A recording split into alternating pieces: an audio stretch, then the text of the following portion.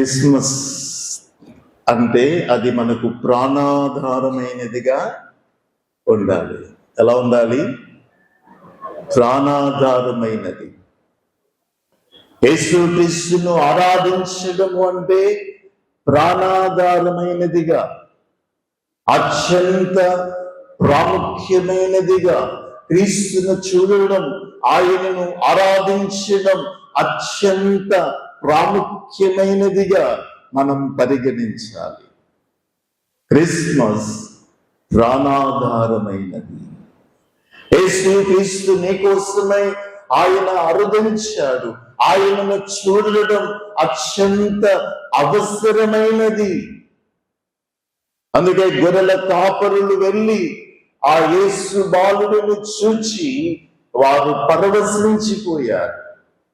తొలి క్రిస్మస్ చీకటిలో, అజ్ఞానములో ఉన్న ప్రజల జీవితాలలో దట్టమైన ఆ చీకటిని దూరం చేసి వారిలో వెలుగును నింపింది. హల్లెలూయా. జ్ఞానులు క్రీస్తును ఆరాధించారు.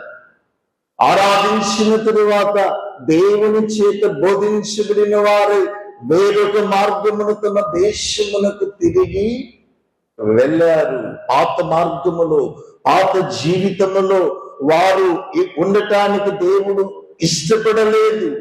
యేసు బాలుని ఎదుట ప్రణమిల్లిన నీవు మరలా హేరోదు ఎదుట, అపవాది ఎదుట నీవు ప్రణమిల్లకూడదు. అక్కడ నీవు సాష్టాంగపడకూడదు. లోకం ఎదుట నీవు సాగిలపడకూడదు.